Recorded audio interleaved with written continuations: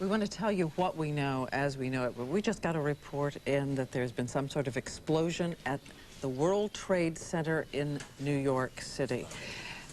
One report said, and we can't confirm any of this, that a plane may have hit one of the two towers of the World Trade Center, but again, you're seeing the live pictures here.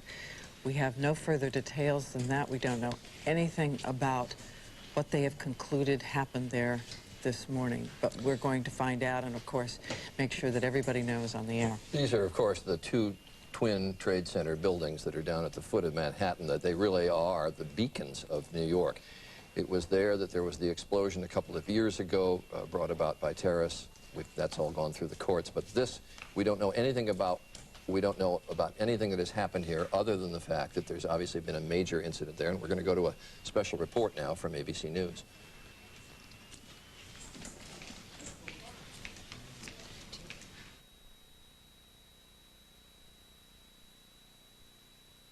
This is an ABC News special report.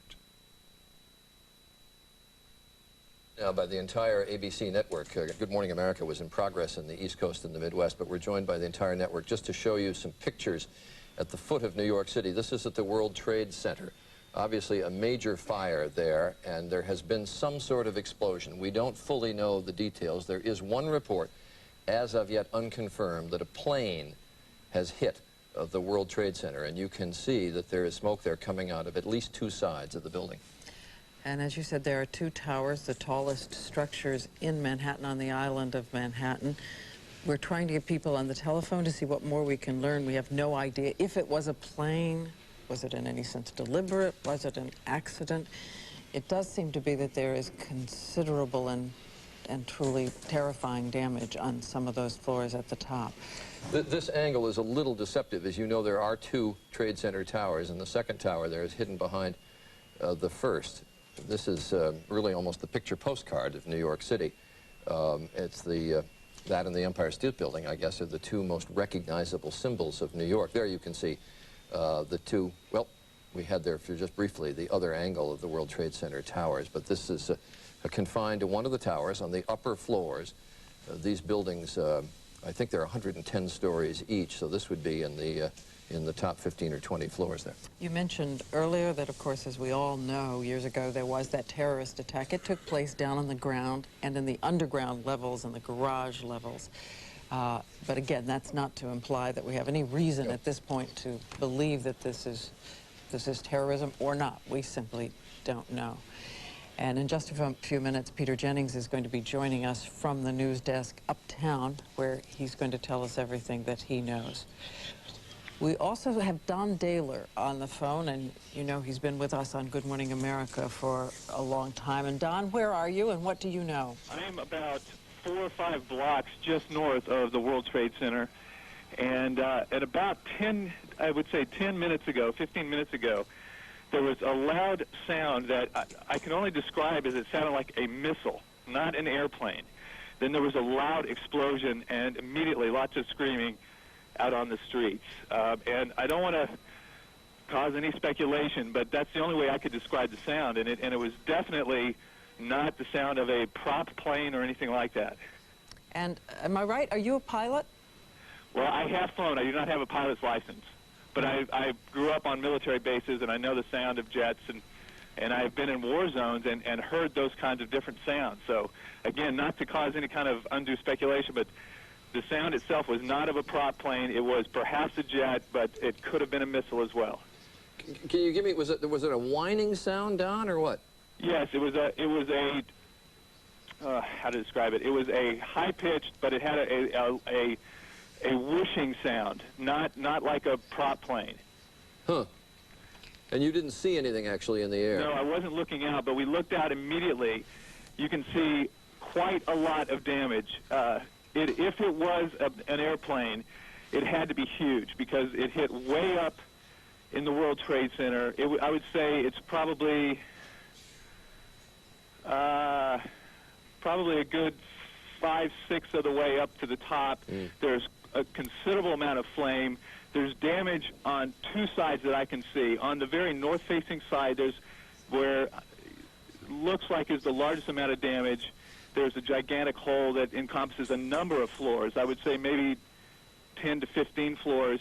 And then on the left side, which would be the east side, there's considerable damage as well, and lots of flames and smoke coming out of it. You know, I don't know that people outside New York realize it, but these two buildings are essentially cities in and of themselves. I mean, there's 30 to 40,000 people, if I remember the number, and I'm doing this from memory. Yes. Number of people who actually work in these buildings, and this obviously occurred at the time that people were coming to work. Don, are you saying that this sound was striking enough that you heard it before you saw it? I noticed it before the explosion. I noticed a sound like something was very low and shrieking across the sky.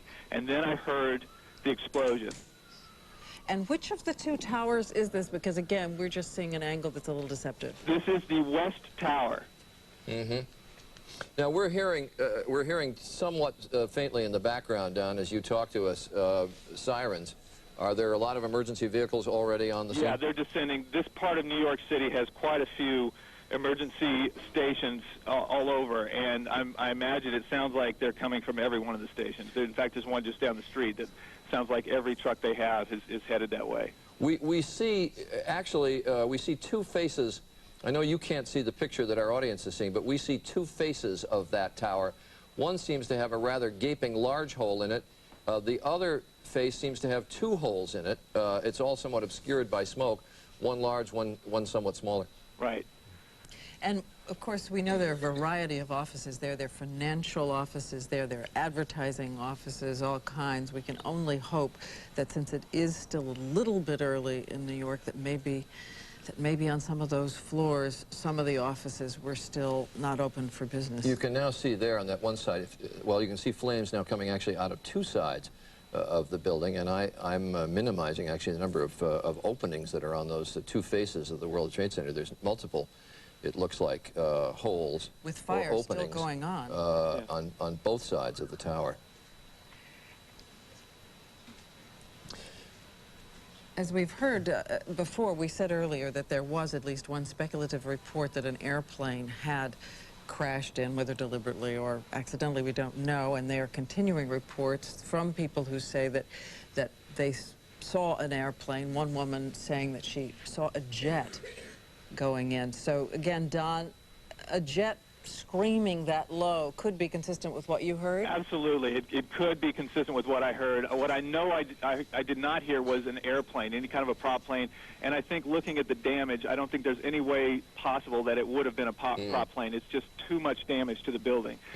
What's deceptive about the World Trade Center is that it is so huge and so tall that the perspective is difficult to get from the ground. But when you look at the size of the hole, and if you look in context at one of the helicopters going around at a lower size, a helicopter is about the size of a regular Cessna, that kind of thing, the body of the plane.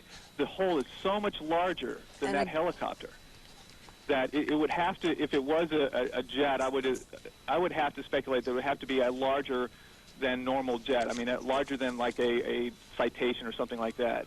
It's just such a gigantic hole, and it blew out the other side. And again, these buildings are almost a city block size building. So for it to have blown in this hole on the north side as well as the west side, it had to be a gigantic explosion. Well, obviously we don't know if this was if it was a plane, and I underline if it was. We don't know if it would have been deliberate or accidental. We know so little now other than what we can see from these pictures. But the interesting point is there are a number of small airports around New York where passenger corporate jets or private jets will land and take off. And it's not uncommon, if you have ever visited the World Trade Center, when you go up to the observation platforms at the top, you can look down on airplanes that are either coming in for landings or taking off from New York airports. But all pilots who fly in this area know very well where the World Trade Center is located.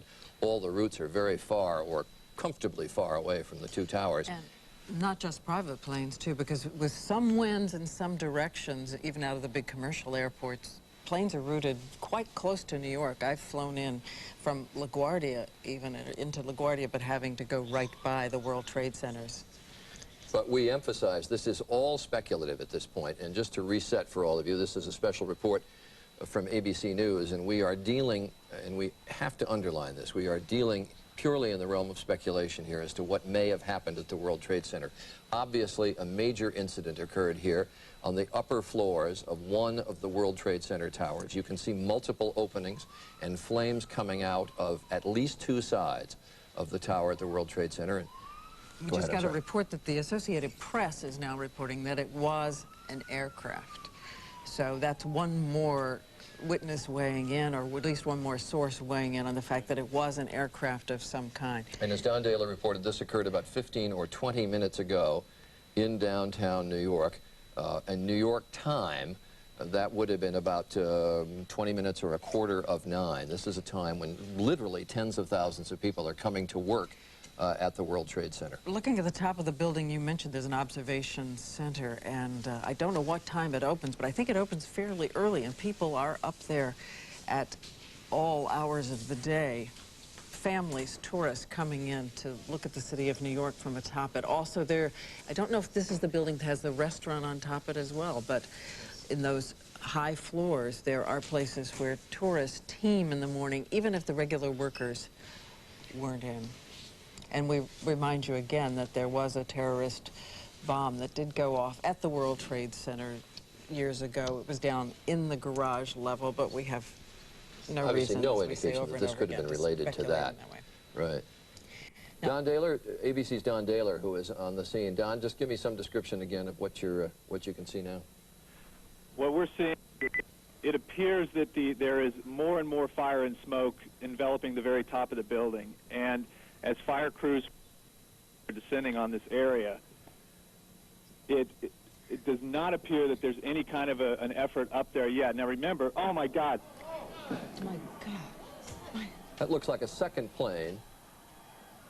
Dear Has Lord. I just did not see a plane go in. That just exploded. We just saw another plane coming in from the side. You did. That was out of absolutely Yes, by and my that's view. the second explosion. You could see the plane come in just from the right-hand side of the screen. So this looks like it is some sort of a concerted effort to attack the World Trade Center that is underway in downtown New York. We will see that scene again just to make sure we saw what we thought. We're going to give you a replay of what we just saw, and I must admit I thought it was some sort of fire equipment coming in or some sort of observation plane, but it was obviously designed to attack the World Trade Center. We're going to show you that. Here's a replay of the videotape. In a second, that looks like a good-sized plane came in and hit the World Trade Center from the other side. So this is obviously, or would seem to be, and again, I'm dealing in speculation, but it would seem like there is a concerted attack against one of the towers of the World Trade Center underway. We had seen a plane coming in from the other direction earlier. I'd noticed it. Had you, Charlie? I didn't know if it was that plane that then circled wide and came back from another direction, but we all watched it.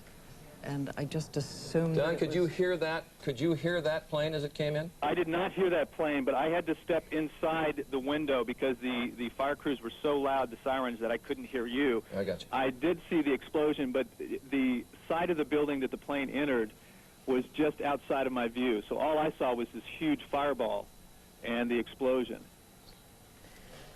Well, the shot that we've got is now just from one side of the World Trade Center. But this is the shot again. This is moments ago of this second plane coming in, and this is now in slow motion. Oh, this is terrifying, awful. To watch powerless is a horror. They waited for the coverage. They waited for the coverage.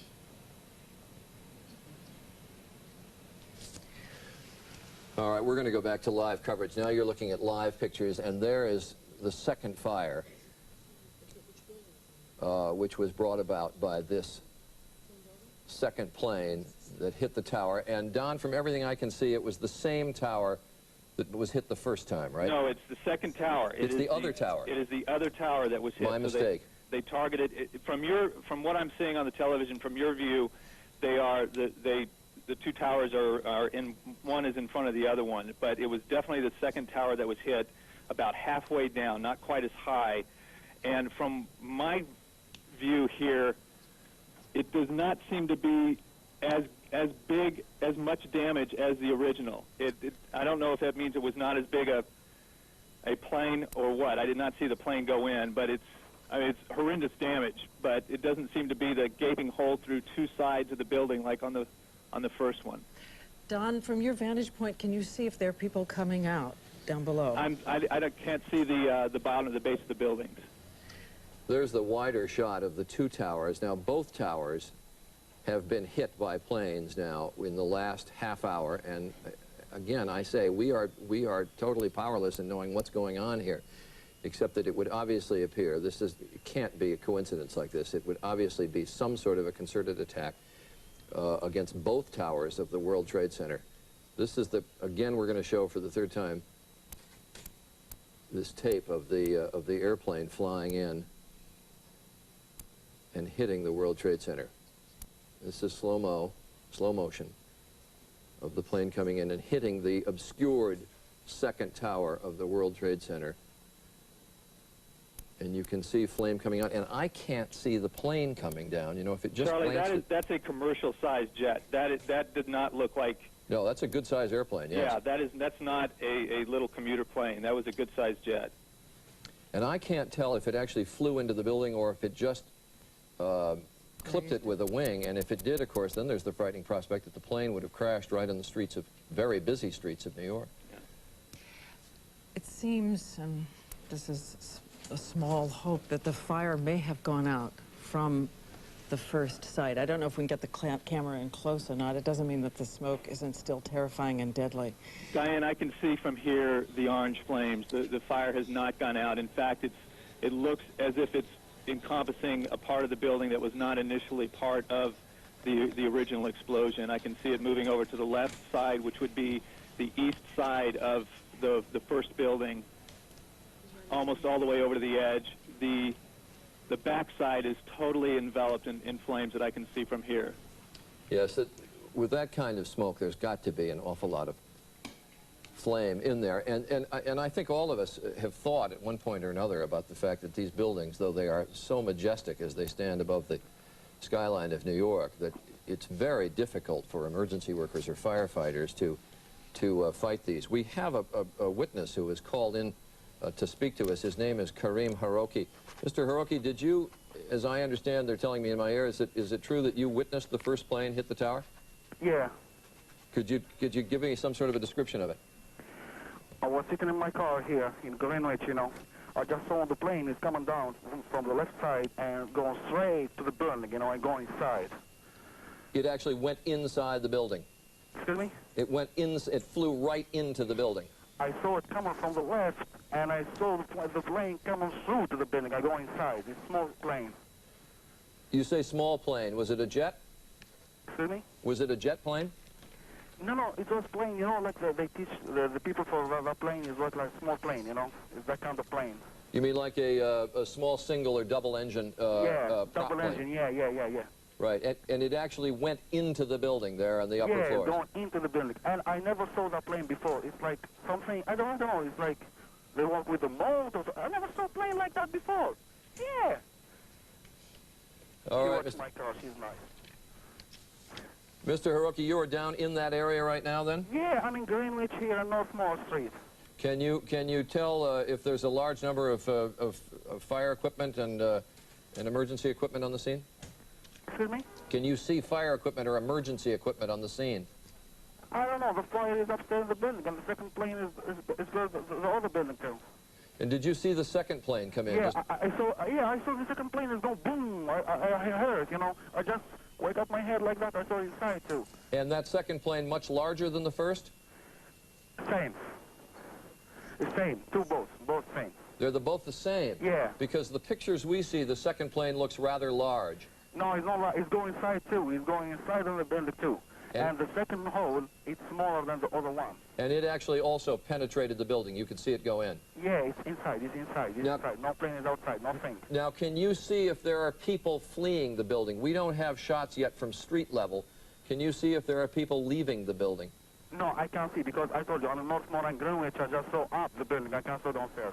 So you're in Greenwich Village? Yeah, no, in Greenwich Street and North Mall. Oh, I see, on Greenwich Street. Okay, yeah. I can. That's just to locate people who don't know New York, that is right in the vicinity, right nearby, but not actually on the site of the World Trade Centers. ABC's Peter Jennings is at the anchor desk uptown here in New York and is now in position. Peter, I suspect you are looking at exactly the same pictures. Well, I know you're looking at the same pictures we are. We are, Charlie. We've been watching it from the beginning, and we'll be watching this for much of the day. There is chaos in New York at the moment. There have been not one but two incidents, as Charlie and Diane have so ably reported so far. The second one coming at 9:03, when television was on live, and you could see what was clearly a jet aircraft flying into the second trade tower. Both trade towers now, these 110-story high towers, have now been hit. There is chaos here, or there's chaos in the immediate area. There is confusion in Washington, because now everybody is engaged in this. The Pentagon is involved in this. All the intelligence services are engaged at this in the morning. And as we look at those towers, let's just simply keep looking at these towers this morning. And if you have the feed at home, I actually don't have it here, so somebody could please make sure that I have the photo picture of what's going on. The various airports in the area, Newark and LaGuardia particularly, have already suspended operations. The city asked the Federal Aviation Administration for permission to close down airspace in all of New York, lest there be a third aircraft or some other untoward incident involved. And ABC's John Miller is with me here, who's been listening efficiently to all of his police sources. And John, I gather the city is ordering a major evacuation from a number of public buildings and a number of these very high-profile targets. They're going into what they call an Archangel operation, which is a code name for essentially a major lockdown of the city, evacuating the United Nations building, the municipal building, City Hall, Gracie Mansion, which is the mayor's residence, all things that could be considered potential targets, because obviously, because of the nature of this with two incidents, there is the potential that this is a double act of terrorism, and they are worried about other targets. All right, let's go back to the building itself. John, you work the police radio, if you would, for just a minute. The FBI is already investigating reports that a plane was actually hijacked before this collision, this incident, this attack occurred at the World Trade Towers. In Washington at the moment, the presumption is that this is a terrorist attack, according to ABC's John McWethy, though it's very difficult at the moment for anybody to get a clear appreciation of what has actually happened, because it has happened so quickly. First attack coming just before 9 o'clock Eastern Time, and the second attack, which we could all watch, those of us who are watching television, occurring at 9:03, just 3 minutes after. The president is in Florida, and he has already been told of what is happening. These trade towers have always been, and you may have heard it already this morning, regarded as a prime target for this particular act of terrorism. As you know, there was terrorism at the World Trade Center before 1993. There was a huge bombing attack on the trade centers. These are the two at the southwestern corner of the island of Manhattan, just prime pieces of real estate of interest to anyone who wishes to hit either New York City or the United States in a very, very visible and vulnerable way. We have with us at the moment Lindsay Grimm, a witness who was in the building on the phone. Lindsay, can you hear me? Hear you. Can you tell me what you know? Well, I actually, just to clear things up, I wasn't in the building. I was in the World Financial Center, which is directly behind it. Okay. And our part of the building faces the section, the courtyard where the World Trade Center is. So we ran to the window right after we felt this kind of this sonic boom, as if it were an earthquake, and something just wasn't right. We ran to the window and somebody yelled, "Oh my God, a plane just flew into the World Trade Center." Is this what we think of as the first one or the second one, Lindsay? It was the first one, because I was actually outside for the second one. And the first one appears to have gone into the southern tower, am I correct? Correct. And this second one, did you see the second one? I had my back facing. I was running as fast as well, not running, but walking at a brisk pace away from the two buildings when I heard it, and people just started screaming and running. Now, you know the area fairly well working down there. Is 9 o'clock in the morning the time when people have gathered in very large number? People get there earlier, get there later? Yeah, I actually just happened. I usually get here a little after 9, and I happen to be here early for a meeting this morning. So, yeah, I mean, you see the general amount of traffic about 9 o'clock. Is that when it happened, right at 9? No, just before and just after 9, Okay. in that there have been 2. Can you see outside at the moment as to anything that's happening? I am outside. And where are you and what are you seeing? I am west of the 2 buildings, looking directly at them, and it's difficult to look at. I'll tell you that much. This is not an area which is easy to reach for emergency services. These 2 buildings hug the Hudson River. There's only the West Side Drive that comes up there. Is there a large amount of emergency equipment descending on the place? There sure is. As soon as I got out of the building, obviously the first thing you're surrounded by is siren noise everywhere, and you can hear it coming by now, even still. Anything else you know that you'd like to add? Just as I was coming out of the building, I heard somebody sort of ushering people away, and they were saying, you guys got to get out of here, it's a bomb. Many thanks, Lindsey Grimm, who saw this occurring, at least the first, hesitate to call it an attack. The first incident, we'll continue to call it for now, and very much the second one now. That's what it looks like. Both of the towers in the Twin Trade Towers are now on fire. We have no idea whatsoever the measure of casualties inside or the measure of damage inside, though you can only imagine it. The New York City Office of Emergency Management said to us a short while ago they do not know what happened yet. I want to check in very quickly with the President of the United States, John Cochrane, who was with the President in Florida. John? Peter, as you know, the President's down in Florida talking about education. He got up out of his hotel suite this morning, was about to leave. Reporters saw the White House Chief of Staff, Andy Card, whisper into his ear. Then reporters said to the President, do you know what's going on in New York? He said he did, and said he will have something to say about it later. His first event is about a half an hour at an elementary school in Sarasota, Florida. Thanks, John. John Cochrane with the President. President's in Florida today pushing his education reform. It will get wiped off the agenda today in view of this extraordinarily serious accident.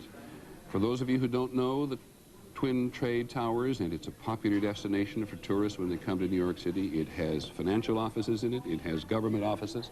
It has lots of access on the top, above where this incident actually occurred, where tourists come. It's one of the great views in New York City, and people gather there, certainly at the foot of the building, fairly early in the morning, to be able to go and see it. The 2 collisions, the 2 incidents have occurred about 2/3 of the way up. John Miller, we haven't, excuse me, we haven't had a aircraft fly into a building in New York, as far as I know, since just after the Second World War, when The Empire State Building. When it flew into the Empire State Building. That's right. A B-52 flew into the Empire State Building then, and this is really the first time there's been anything like that since. John, I was listening as you and Chris Isham, the head of our investigative unit, wandered up here to the rim just a short while ago to saying, one of you, I think, this is something they've been waiting to happen. Who are you talking about? What are you talking about? What we were talking about is there's been a great frustration since the bombing of the World Trade Center, which the suspects later told federal authorities were intended to take the building down, that it didn't have a larger effect. And U.S. intelligence, FBI people for years have heard that they've always wanted to try and finish that job off, to take the buildings out, and that it was another viable target. Interestingly, ironically, whatever you want to call it, the World Trade Center just hired 2 weeks ago the head of the FBI's National Security Division for Counterterrorism in New York to augment and take over their security, pretty much aware of the level of threat that this is as a symbolic target. One of the things that anybody mounting security in the World Trade Center himself will not be able to necessarily appreciate is what has happened at some distance. And there are a couple of reports, speculative at the moment, drifting around, including one on the Associated Press, which says the FBI is investigating reports of a plane hijacking just before the World Trade Center actually crashed. And John McWethy, our national security correspondent, is with us in Washington. John, what do you know? Peter, we do hear that there was a hijacking. It is not clear where that hijacking occurred at this point, but it is one of the many things that U.S. officials are scrambling to try to get a handle on at this point. Anything else, John? What happens at the Pentagon at a moment like this? I know everybody springs into action, but what do they do? What happens is there is a particular counterterrorism cell within the Joint Chiefs of Staff that goes into an emergency basis at this point. They're investigating all aspects of air traffic in the area, all intelligence that, as they sift through it, may have given them some indication that something was happening. At this point, though, there were no warnings, they say. This morning, as they go back through this information, they may cull through it and find some clue, but at this point they believe there was no warning. Thank you very much, John Whichwood. Please call us back as soon as you have something which would call into question immediately, of course, the notion of counterterrorism in an incident like this. Now, nobody who was watching television, watching Good Morning America today, for example, saw, at least those of us working on television, saw a first plane crash into the building. Much of the country watching television this morning will have seen the second plane crash into the other tower. And we have, as you can see from a distance there, until we get our cameras on the ground, producing material which we can put on the air, a pretty limited view. So we have no idea what the evacuation procedure is in the building. We do know... Difficult. We're listening in the background. At this time, all elevators are out in both towers, according to the rescue workers on the scene. They put out an urgent call for Scott air packs because they're climbing smoke-filled stairwells. They've got to go very high up to get to the target locations, and they're talking about people trapped in the smoke there. And this, of course, is reminiscent of 1993 when the explosions occurred at the trade towers last time. Exactly. John, is it standard operating procedure? You mentioned that all of the other principal government buildings in the city, Gracie Mansion, the mayor's official residence, and some of the other buildings will be evacuated. Is that a fairly standard anticipated operation? It is an existing plan that is on paper, but Peter, I have to say, it's never been put into effect in New York. This is unprecedented, and I think as this develops, you'll see similar plans go into effect in Washington and potential target buildings, because they really have to take the position that they're under some form of attack here, at least as a precaution, until they sort this out. As we wait to get a better grasp of what now becomes a rescue operation of the people in between trade towers, we're reminded here that the U.S. officials, according to Pentagon sources, have no warnings today of any kind of terrorist attack. And if you listen to the news on a regular basis, you hear the Pentagon warning Americans worldwide of some impending terrorist attack. And here we are in the height of commercial America, with no warning whatsoever, no intelligence whatsoever, as far as we can tell, at least in these first couple of hours. No, and all of the latest intelligence, at least the basics of which I've been scanning for months, have focused on the high potential for attacks against American targets abroad. Indeed, federal authorities and the intelligence community have reported they've interdicted and interrupted more than a dozen of those attacks by shutting terrorist cells down around the world. They've always been worried since the first attack on the World Trade Center that there would be another bold strike on U.S. soil.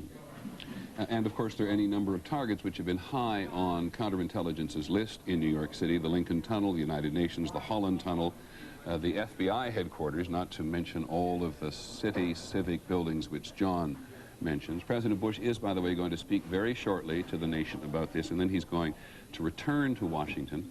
And we have on the phone our principal aviation analyst and expert, John Nance. Good morning, John. Morning, Peter. What would you like to contribute to this? Because one knows that it is indeed possible to fly an aircraft into a building if one intends to do so. If one intends to do so, that's correct. And unfortunately, when you've got something that has been as worrisome a target as the World Trade Center, regardless of the way we've hardened it up on the ground, they have apparently, whoever they is, picked the one vulnerable area. The thing that is most disturbing to me is not only the fact, of course, that there are people more than likely in that building that have been directly affected by this, but that we may have an innocent load of passengers.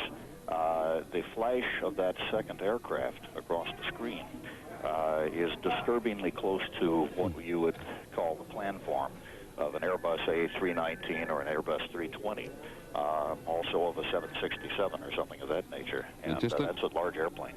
John, let me go slowly with you, because, and we'll actually put it on the screen again very slowly so that we can see it come across screen. Are you able to identify specifically the type of aircraft by looking at this videotape as it comes across. Can we roll that, please? I'm watching that right as it comes across the screen, and it is more than likely not a Boeing 737.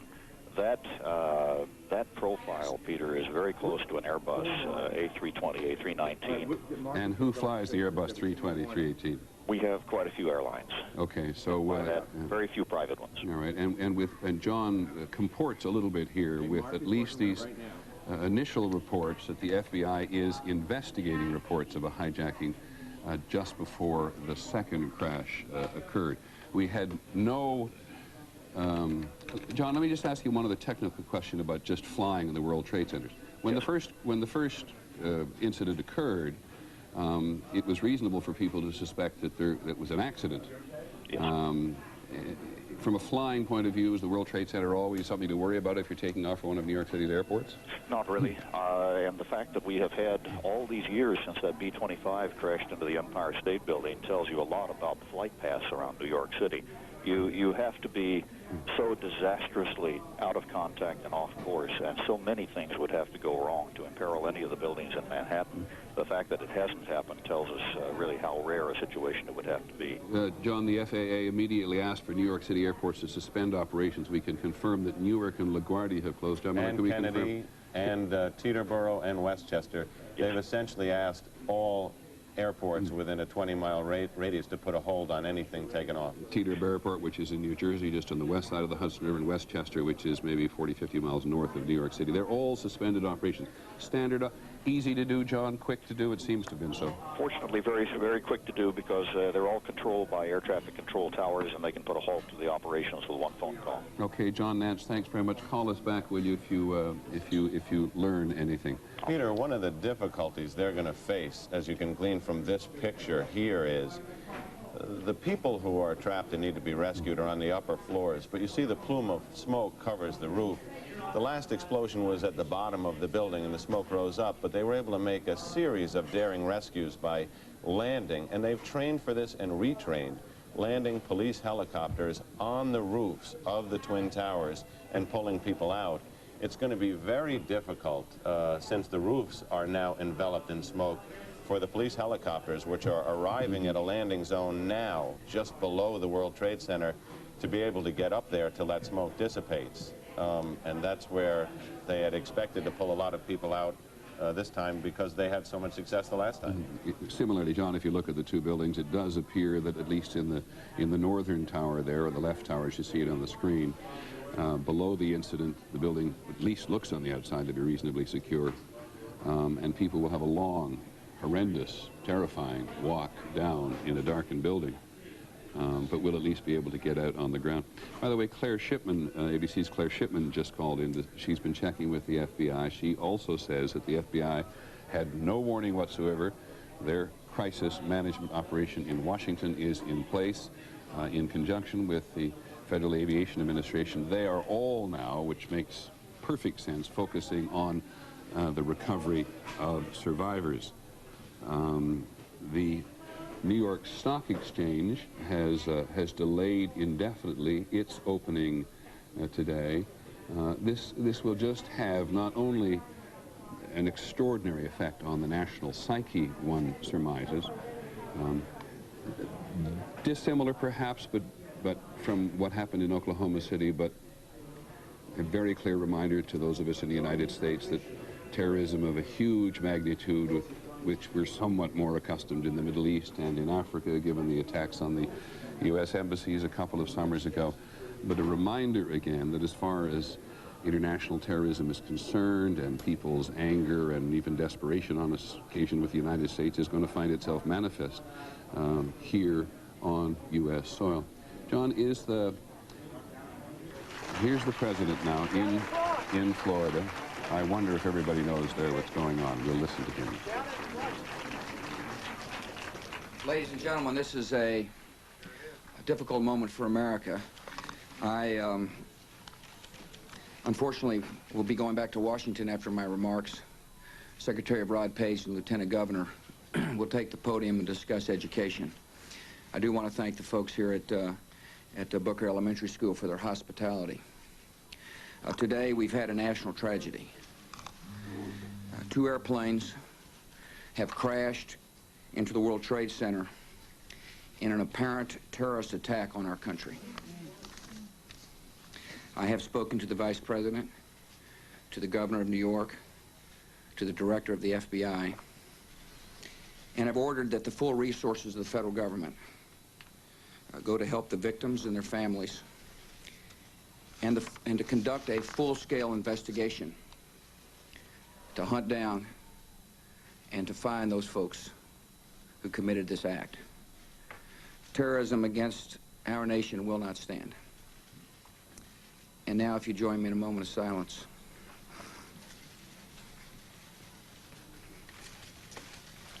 May God bless the victims, their families, and America. Thank you very much.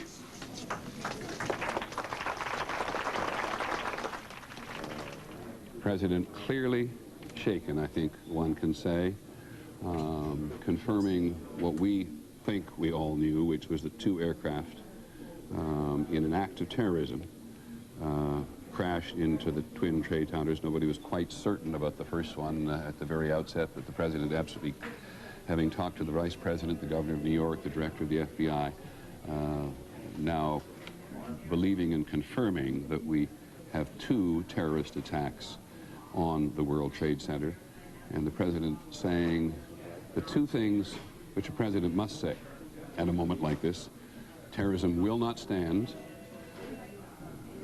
which is an important thing for him to say, but not always necessarily effective, and God bless the victims and their families. John Miller, what are you picking up on the police radio?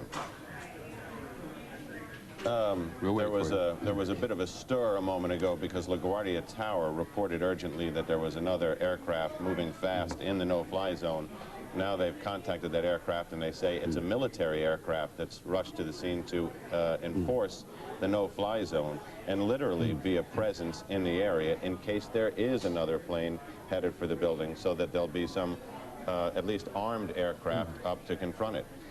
Just think for a second, John, how you have drawn an extraordinary parallel. We think of no-fly zones as being in southern and northern Iraq, where the Iraqis are not allowed to fly, and if they do fly, are going to be shot down. Now we have a no-fly zone all around the lower part of New York City, and perhaps on the northern area too. All of the areas, airports closed down, and armed American aircraft in the air to shoot down anybody else who wants to take a shot at the place. I mean, those are the reports that are coming across the radio now, and if they're true, it's quite incredible and certainly unprecedented.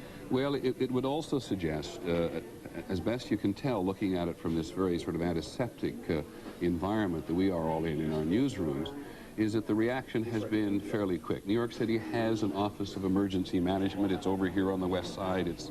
It's a great bunker. Which the city, ironically, it's located in the World Trade Center complex, although not in the Twin Towers. Just right next door, north of the Trade Towers, in the World Trade Center, in the other northern World Trade Center there. And on an occasion like this is not one they absolutely anticipate when they got going. They're talking very concerned with chemical and biological warfare. They've got extensive plans about that, which they very often demonstrate to the press. I'm going to interrupt myself and everybody else for a second because one of our senior producers, Mark Obenhaus, is on the phone, and he saw the incident. Mark, do you hear me? I do indeed, Peter. Go ahead.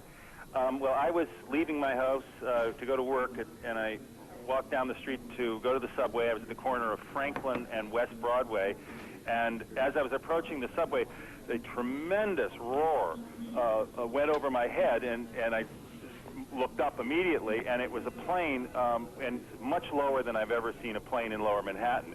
And it was a large plane. I couldn't identify it as anything specific except that it was a commercial jet, certainly.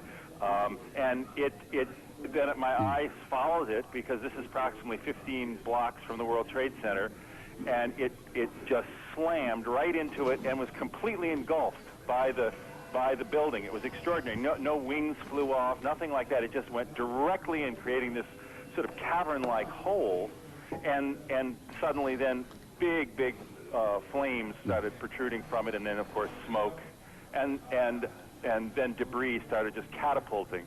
And of course the area that we're in, there's a great deal of foot traffic, and people are just approaching and beginning to just gasp at At just the sight of the building itself, even if they hadn't seen it, the actual incident, the actual impact, just the sight of this huge building engulfed in flame with this massive cavernous hole in the side of it.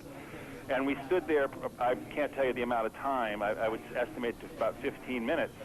And of course there's all kinds of services coming down, fire department and so forth. And then suddenly from my vantage point, which would be north of the building, the far tower suddenly explodes in flames. Yet again, a similar kind of an event. And I now see, I've run down the street to my home where I have the television on, and I saw that too was another airplane. From our vantage point, you couldn't tell what exactly it was that hit the second tower, but it was a similar, seemingly almost like bomb blast, and with flames and debris protruding wildly from the building. Mark, let me ask you a couple of more specific questions. You now confirm for us, I think, that it was the first attack on the tower that you saw. Yes. What direction was the aircraft coming from? It was coming from the north. It was coming from the north down over Manhattan itself? Yes. Well, it would have been flying roughly over the west side. I'm on, as I say, West Broadway, which is probably a quarter mile from the river.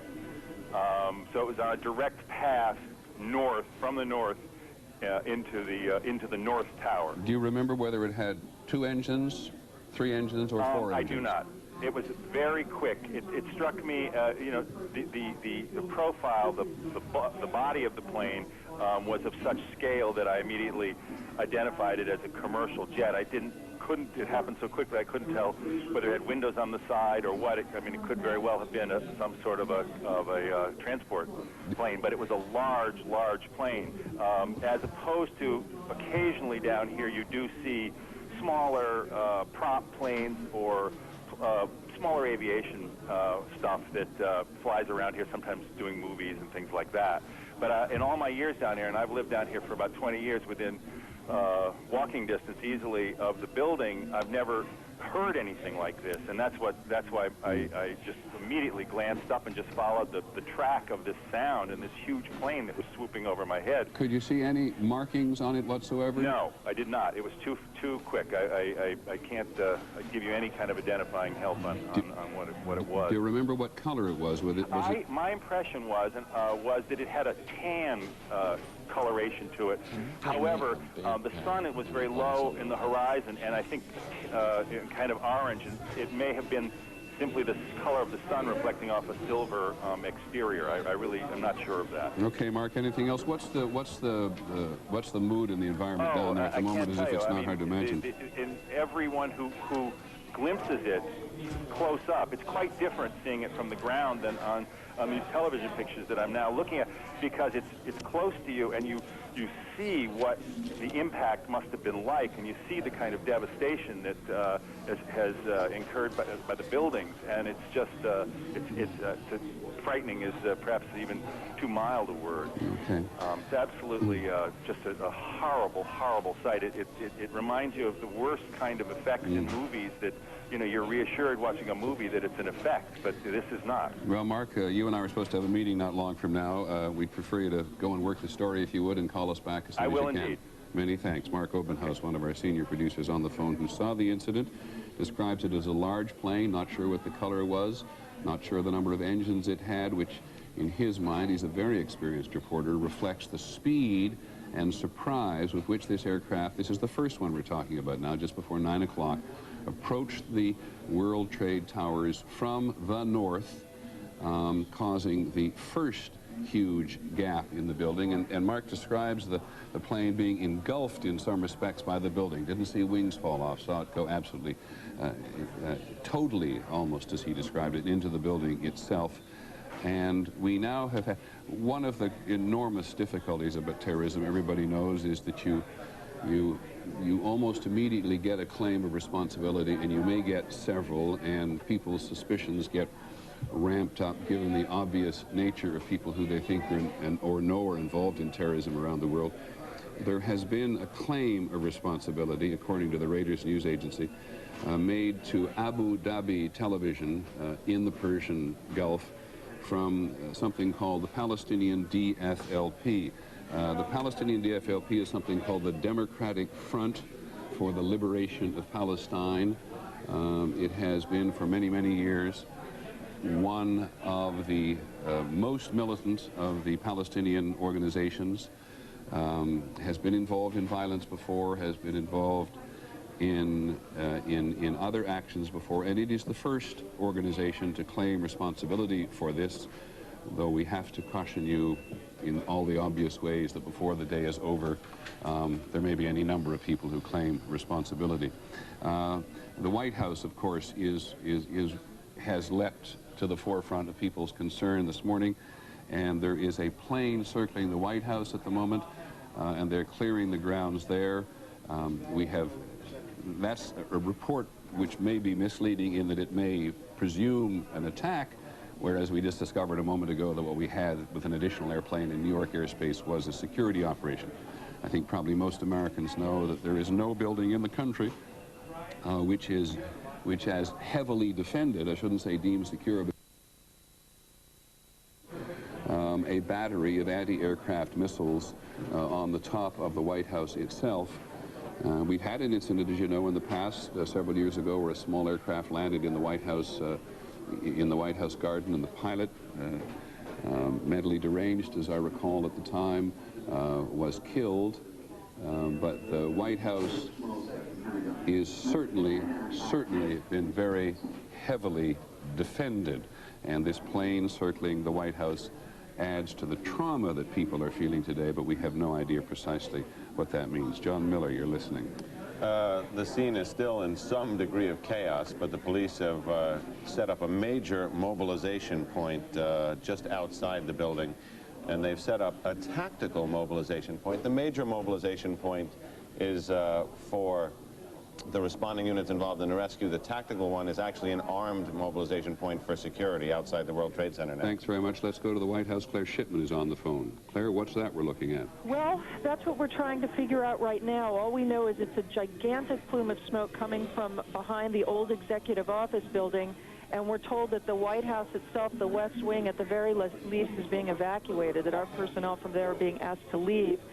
We've sent people running over there to try to find out what it is, but we don't know yet. Now, the old executive office building is slightly to the west and a fraction to the south. So we are looking southwest from a camera just across Lafayette Park, which is north of the White House. The White House is to the left side, out of your picture. Maybe even the cameraman could give us some appreciation. But you have no idea. Was that an explosion? Did you hear anything? We did not hear it. In fact, we were trying to figure out from the White House what security precautions they were taking around the White House in the wake of the apparent attacks on the World Trade Center, and we suddenly just saw the smoke rising from behind the old executive office building. We have people on their way there now, but it's like nothing I've ever seen. I mean, we've never seen that kind of smoke coming from anything that would ordinarily occur here. I must also tell you, Claire, I think if you think about what's behind the EOB there, you're really down in pretty open area. It doesn't look like a place where a building would be on fire.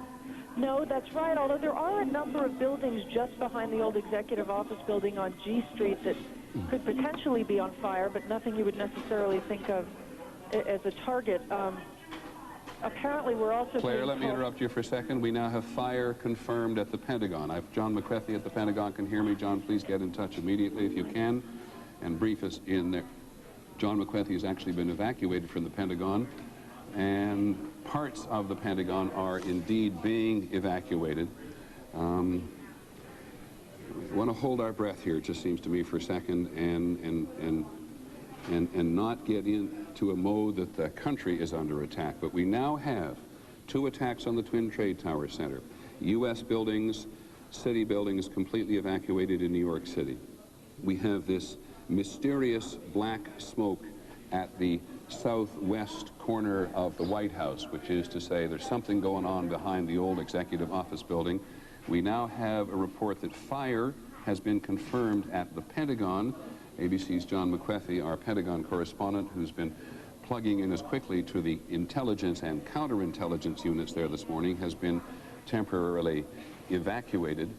But that is as much as we know for sure at the moment. John Miller, go back to what you're hearing on your nets. Actually, it's interesting. In New York City, they're reporting on what we're seeing here also. essentially trying to tell everybody that heightened security is important now. John, I apologize. There's a lot of us here. What are we listening to there? Say again. Say again, please. Come here, John. Reporting that bomb squads are checking out Air Force One. Good. Try to correct. So we have bomb squads. I think you're going to see a lot of this, and I think we were talking about this a few minutes ago. In fact, when I was telling you that in New York they were evacuating the municipal building, the United Nations, Gracie Mansion, which is the mayor's residence, all potential targets, I suggested to you that shortly in Washington you'll probably be seeing the same kind of reaction at sensitive symbolic locations, and apparently that's become more than a concern, but perhaps a reality. Okay, we do know, or at least the Associated Press is now reporting, that an aircraft crashed near the Pentagon, and the West Wing of the White House, as Claire Shipman told us, was evacuated amid these threats of terrorism. I guess what's, first of all, let me go to another eyewitness. ABC's Bill Blakemore, one of our senior reporters, has been an eyewitness to the New York incident. Bill, you on the phone? Yes, I am, Peter. Go ahead. I'm down at 12th Street. It looks like we're more than a mile north of this very surrealistic site, and business has completely come to a stop here. Looks like throughout lower Manhattan, people standing in the streets, cell phones aren't working. A few of these phone booths, such as I'm talking to you from now, are working. One man, just shaking his head, said to me a few moments ago, I was supposed to be at a meeting in the building at 10:30 this morning, and then I saw the second plane hit the tower in this flash of light. There's a complete cessation of regular life. There's one delivery man standing here looking like he doesn't know where to go with this stack of beer crates. So all of lower Manhattan is just standing in the streets on this sunny morning looking at this unrealistic sight in front of us, this gray smoke coming out of the trade center. Okay, Bill, talk to as many people as you can. Call us back when you can. I want to let you know we're going to get back to ABC's special coverage, but we ourselves, what started in New York is now happening in Washington. We want to get more into that this morning. That's right. I'm Carol Costello. Don Hudson. We want to go live to Sam Ford right now. He is live at Reagan National Airport with an update on the air crash at the Pentagon. Sam Ford, tell us what you can. Well, Carol, as you can see, there's this huge cloud of smoke behind me, and that is the location of the Pentagon. We had come here to National Airport to, continue our coverage of the situation in New York because the airports had been shut down. No sooner had we gotten here and stopped the car than we looked up, and there was this cloud of smoke billowing from the Pentagon. There had been a traffic accident here at National, and a number of emergency vehicles were dealing with that. Then suddenly we saw this, and I would say within a couple of minutes they were all tearing out of here, heading toward the Pentagon. We asked folks here. One of the police officers told me that he had heard a plane had gone into the Pentagon. Obviously more of the situations in New York. People here are extremely nervous, and some are saying that they wanted us to leave this area. We don't know if they're going to shut down the airport or evacuate this place. If this is a concern, at this point people are still here, but there is concern about the safety of this place, obviously with these bombs going off or planes crashing into buildings all over the place. But that's it here. As you can see the smoke, and you can see, paper flying about. Yes, Carol. Sam, a question for you. We understand that there is a tail section of a plane sticking out of the Pentagon, and a plane did hit the Pentagon. Is that true? Well, at this point, Carol, we are at National Airport, so all we can really see is the flame. Now, I understand we have some photographers over at the Pentagon. I cannot tell you exactly, but from our vantage point, we see smoke. Sam, if I can interrupt, we do have an eyewitness who actually saw this event take place. They're on the phone with us now. Is it Mr. or Ms. Gurman? Mr. Gurman. Okay, Mr. Gurman, tell us what happened. I saw a big explosion, a ball of fire. My window rattled, and I looked at it. It was a big ball of fire and the smoke coming out. But I'm looking at it right now. It's Mr. Navy Annex and Mr. Pentagon. It's like so many high-rise buildings. It's probably a parking lot, or there's a cemetery behind the Navy Annex. Mr. Gurman, did you actually see a plane? I didn't see a plane. I heard the explosion. I thought it was a flyby because I live next to the airport. My window rattled. I looked out. I saw a bowl of fire and just smoke coming out. Are you feeling nervous right now, Mr. Gurman? Oh, very much so. I thought I was hit. I mean, the building shook so much. Well, you're not the only one, that's for sure. As we keep you on the phone, and Sam as well, we're now getting reports that the White House has been threatened here. We're also getting reports the Capitol has been evacuated, the West Wing of the White House evacuated to go along with all this. What started at 8:40 this morning, New York, is now threatening, of course, our city, our safety, and a lot of folks and very concerned. The pictures you're looking at right now are from our live cameras. You can see smoke pouring near the Pentagon. Mr. Germa, do you want to add anything? I can hear you're still on the phone with us. I'm trying to get out of here because I live a few miles from the Pentagon. Okay, you get going, Mr. Germa. We understand. Thank you for joining us. Let's go to a White House shot that we have right now. The White House West Wing has been evacuated, as we understand. We know that President Bush is not there, but he is on his way back to Washington. You can see the armed guards on top of the White House keeping watch. But at this point, they, as well as we, don't know exactly what's going to happen, but everyone is on standby, as you might expect. And as you mentioned, in case people are wondering and didn't see President Bush in Florida for an educational issue down there, he made a brief announcement about this and said he was on his way back here to deal with it, and of course saying that the terrorist acts will not be tolerated and that they will be looking into it. But after he made that comment is when it happened at the Pentagon. At that time, only the 2 planes had crashed into the Twin Towers, the World Trade Center in New York. We wish you could tell you more about what's going on in our own backyard at the Pentagon. We don't know if there were any injuries. We do know there was a construction scene on the scene at the time. We do know when they heard something explode, they turned around and they started to run. We do not know if anyone inside the Pentagon or around it was hurt. Okay, we have another person on the phone. Janet, are you with us? Yes, I am. We understand that you witnessed this plane, a plane crash into the Pentagon? Yes, sir, I did. Tell us exactly what you saw. Well, I live in a high-rise building just outside of Roslyn, and I was actually glued to the television, and I have an office here, and it's all glassed in, and I saw a plane just coming right in front of my window, flying at a path that the commercial planes do not fly. Not coming into the direction to land at National Airport. How big was the plane? It certainly looked larger. Every once in a while there's a flight path difference for smaller private planes that come in. This was not a small private-looking plane. It looked more like sort of a commuter-type plane. And you said it was sizable, yeah. And then you said it was headed directly to the Pentagon. Yeah, it was heading in the direction of the airport, and I thought, this plane is way too low, and there's no runway that it goes in that direction, and it didn't turn at all. And I just, as soon as I saw it, I knew it was way too low and not on a flight path that I'd ever seen before living here. Okay, and what did you hear? I couldn't hear anything from where I am. I just saw the plane just disappear out of my sight beyond the trees, and then I just saw massive billows of smoke. And then a few minutes later, I heard it was, and it basically is obviously right where the Pentagon is. I can't see the Pentagon; it's covered with trees. Are you in a safe place right now? As far as I know, I'm in my apartment where I live, so I am on the 13th floor of a high-rise in Roslyn here. We can see on the bottom right-hand corner of our screen, you can see the firefighters spraying at the Pentagon, trying to put out that fire. Janet, were you already aware of what happened in New York when you saw this coming? Yes, sir, I was. I was glued to the television because I actually am running an event in New York at the end of the week. Oh, you poor thing. Okay, we're going to go back to our Sam Ford, who's at Reagan National right now. We understand the FAA has taken some action. Sam, can you tell us what it is? Yes, Carol. Because of this situation, the FAA has shut down all aircraft flights across the country. I think it is a situation where it is too dangerous. Right here at National Airport, you normally would have planes taking off and landing. There are no planes taking off or landing here. The skies are clear, and there is smoke covering the area. This gentleman is named Todd Nelson. You were just picking up what debris. What is it? Some sort of... It looks like insulation. I was just standing here watching, and all sorts of paper and debris and insulation. I'm sorry, yeah. This was what? All sorts of paper and debris and insulation were just flying down, landing on us over here, and it's just amazing. Yeah, some sort of insulation or some sort of debris that appears to have come from the Pentagon crash coming through the air. You could see papers flying through the air, things like that.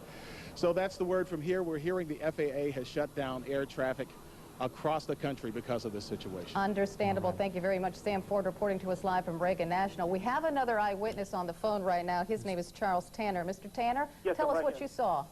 I was in the, I live at the Overlook Apartments, and I was doing some exercise, jump roping, and this plane came increasingly fast, almost close enough to, if it headed this direction, hit the building that I'm in, which is an 8-story building, but it was aiming for the, in the direction of the Pentagon, and then all of a sudden I see this puff of smoke, and I just ran over to Columbia So you didn't Pike actually to get a better view of it. So Charles, you didn't actually see it hit. You just saw it to a point, and then you saw the smoke. I just saw this plane coming very, very fast, going in that direction as I was listening to you guys talk about what happened at the World Trade Center. And where you live, obviously, it's close enough to Reagan National, but that's not the type of flight path you normally see. Right. Well, I'm closer to the Pentagon than to Reagan National. Okay, but obviously planes flying over there on a daily basis. This is usually not the flight path of any aircraft. Mr. Tanner, we do have more information about exactly where that plane crashed. We understand right now from the AP that it crashed near a helicopter landing pad near the Pentagon. So as far as we know, it didn't crash directly into the Pentagon. From where you are, Mr. Tanner, are you okay? Are you safe? Well, unless, of course, the plane decides to hit this building, yes, I think I'm very safe. Can you believe that this is happening in Washington, D.C., Mr. Tanner? I want to say yes and no, okay, because of different terrorist activities and things of that nature, and because of what happened at the World Trade Center, I would say that it doesn't surprise me. I'm just a little shaken that it has happened. And I'm not sure when we talk about that helicopter pad, if it's the one that's on the west side where you drive by all the time on the main street, that you can see if there's another one there as well that a lot of folks go by there on a daily basis. We quickly want to recap before we return it to ABC News. The State Department has now been evacuated. The White House has been evacuated. The Capitol has been evacuated. There was a credible threat to the mansion, which I'm talking about the White House here, and so the entire White House has now been evacuated. Of course, this all started in New York about 8:40. We want to go back to ABC News and allow them to continue their coverage of this entire and unbelievable incident that's going on. I'm Don Hudson along with Carol Costello. We send it now back to ABC News. Just before 9 o'clock, and the second one was after that. And John Miller, you're listening. Actually, it's interesting. There's no way to characterize any part of this as fortunate, but if you look at cities who are prepared to handle an incident like this, and as you've seen New York's emergency response to this, it is probably one of the few places that is prepared with the kind of equipment, response, and rescue efforts that could actually address something like this, and Washington is probably the other. Immediately when this happened, the entire emergency service unit, which comprises hundreds of specially trained cops, was mobilized to the scene. Now a triage center for the injured has been set up just around the corner from the World Trade Center. It's an incredible scene down there with a tremendous amount of equipment. The Federal Aviation Administration has actually gone even further than it did a few minutes ago. It was asking all planes not to take off. Now the FAA has ordered all aircraft currently in the air over the United States to land at the nearest airport. Now you can imagine what may be happening, or what they think might be happening in some part of the country, that there is somebody else on some aircraft coming from somewhere or going somewhere with evil intentions, and so all aircraft currently in the air over the United States have been ordered to land at the nearest airport. I think hang on a sec, John. I just want to check one thing, because one of the very first people the President talked to was the director of the FBI, and Pierre Thomas, who covers the Justice Department and the FBI for us, has been here. They may think they prepare for this kind of thing, Pierre, but man, it must have been a shock. Stunning shock. The FBI Special Operations Center is now in full alert. The FBI extremely concerned that there would be additional attacks. Normally when you have a situation like this, they immediately get on the line with the CIA, the various intelligence agencies, trying to get a sense of who might have been planning something. But right now, the first order of business is to protect against a second attack, third attack. The feeling is normally when you have this kind of situation, there will be more attacks almost immediately. Let's go to the trade tower again, because, John, we now have what do we have? We don't... Wow. It looks like a new plume, a new large plume of smoke. Now, it may be that something fell off the building. It may be that something has fallen. We don't know, to be perfectly honest. But that is what you're looking at, is the current. That's the scene at this moment at the World Trade Center. Dan Daler from ABC's Good Morning America is down in the general vicinity. Dan, can you tell us what has just happened? Yes, Peter, it's Don Daler down here. I'm 4 blocks north of the World Trade Center. The second building that was hit by the plane has just completely collapsed. The entire building has just collapsed, as if a demolition team set off. When you see the old demolitions of these old buildings, it folded down on itself, and it is not there anymore. That should be it. It Thanks has very much, completely Dan. collapsed. The whole side has collapsed? The whole building has collapsed. The whole building has collapsed? The building has collapsed. That's the southern tower you're talking about. Exactly. The second building that we witnessed the airplane enter had been, the top half had been fully involved in flame. It just collapsed. There is panic on the streets. Thousands of people running up Church Street, which is what I'm looking out on, trying to get away. But the entire, at least as far as I can see, the top half of the building, at least half of it, I can't see below that, half of it just started with a gigantic rumble, folded in on itself, and collapsed in a huge plume of smoke and dust. We're talking about massive casualties here at the moment, and we have,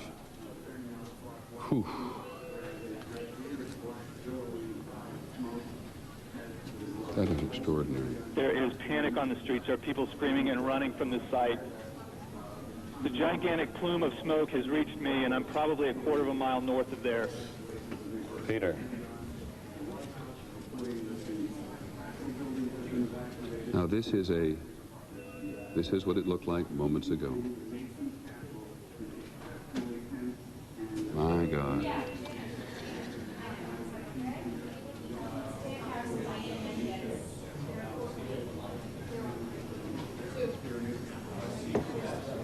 The southern tower,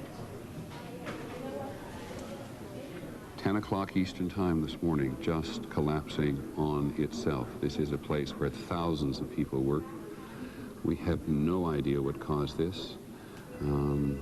If you wish to bring anybody who's ever watched a building being demolished on purpose knows that if you're going to do this, you have to get at the under infrastructure of a building and bring it down. Peter? Yes, Dan. What appeared to happen from my vantage point, the top part of the building was totally involved in fire, and there appeared to be no effort possible to put that fire out.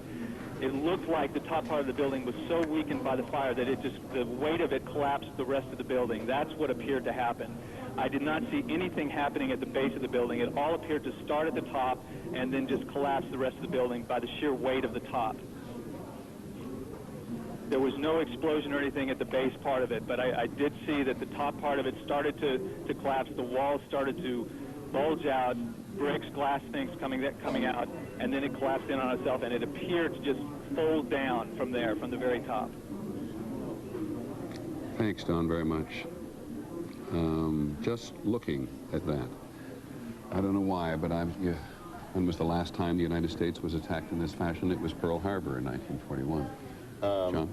From the scene now, there's obviously massive casualties. Usually during these things, there's a little bit of a high pitch, but basic calm over the police radios among the emergency workers.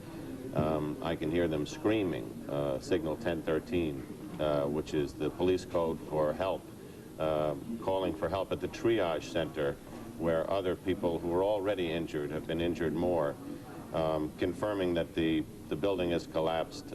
Dozens of officers, more civilians are injured.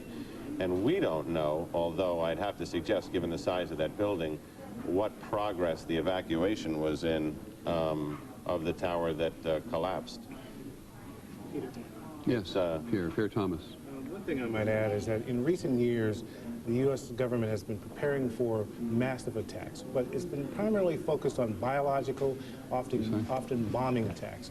One of the things I have not heard discussed at all in government circles is the notion that someone would hijack a plane and perhaps fly it into a building. So one of the questions that I'm sure that will come out of this, if this indeed is a terrorist attack, is what kind of defenses did the U.S. have in place to deal with an event like this? Well, we talked about that even, Pierre, just before you came and joined us, because at the Emergency Management Center, which is just literally in the same complex as the trade towers, they talk at great length about their preparations for a biological, a chemical warfare attack, how they closed tunnel. I mean, they've been very efficient, taken it very seriously for many years.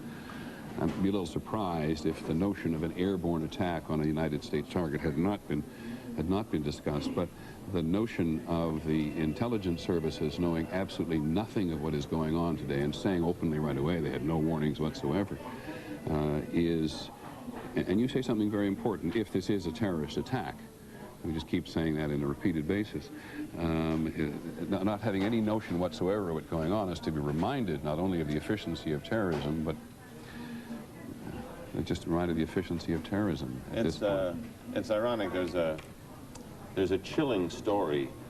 Lou Shalero of the FBI, who was part of the capture of Ramzi Youssef, who was the mastermind of the last bombing of the World Trade Center, told me this story, that he was flying over the World Trade Center in a helicopter with the suspect Ramzi Youssef next to him after he was captured in Pakistan.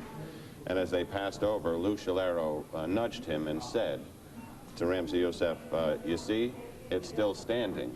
And Ramzi Youssef smiled and said to the FBI's assistant director, it wouldn't be if I'd had more money. This was... In other words, more money to buy explosives, more money to run a more efficient operation than the one he ran from New Jersey in '93. Exactly. And I mean, we may have seen the second coming of that plan. John McWethy is on the phone at the Pentagon. Hold it, let me just... John McWethy, we've now heard reports that 3 planes have been hijacked today. Can you confirm that? Jack McWethy at the Pentagon? Okay, then let me go quickly to someone named Don Wright, who saw the plane crash into the Pentagon. Don, are you there in Washington? Yes, I am. Can you tell us what happened? Yes, it was about 9:35, and I was looking out our 12th floor windows at 1600 Wilson Boulevard in Roswell, Virginia, and I watched this. It looked like a commuter plane, 2-engine, come down from the south, real low, proceed right on and crashed right into the Pentagon. Went directly into the Pentagon? That is correct. Looked like a deliberate act? A deliberate act, sir. And can you tell me what direction it came from, Don? It came from the south. Came from the south, up along the river, across the land? It came from the south. Okay, and did you happen to look at your watch? We thought it was just a little bit before 10 o'clock. Well, I was watching ABC News, watching the Twin Tower, and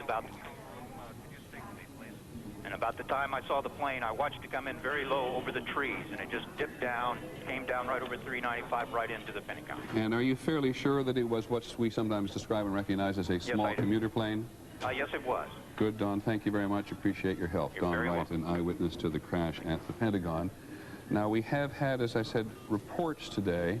There are hundreds of reports flying around, and so we beg your indulgence on us saying as often as we do, these are reports. They're sometimes unconfirmed, they're sometimes confirmed. We'll try to make it absolutely clear what we absolutely know and what we're uncertain about. There are now reports around of 3 aircraft having been hijacked today. So we have at least, because we've now had eyewitnesses to 3 apparently deliberate aerial assaults involving the aircraft themselves, 2 on the trade towers in New York City, and 1 on the Pentagon itself, just described by Don Wright as a small 2-engine commuter plane which came up from the south.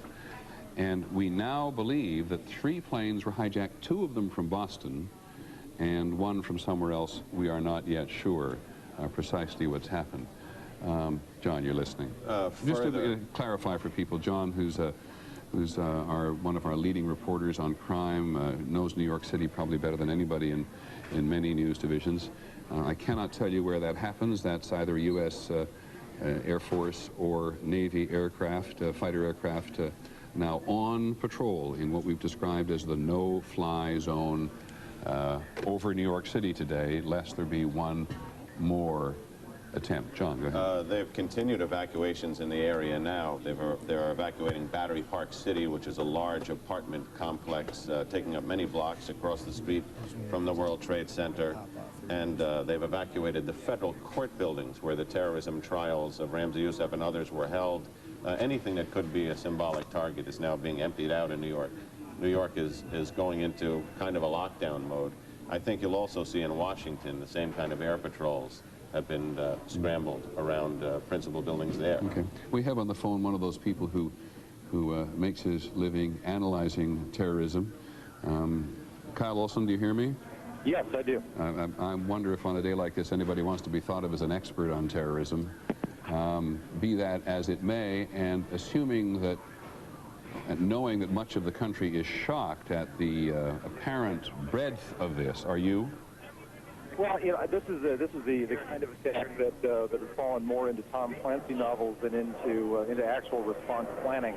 Having said that, we've been anticipating for a long time. We've wondered why it's been so relatively quiet.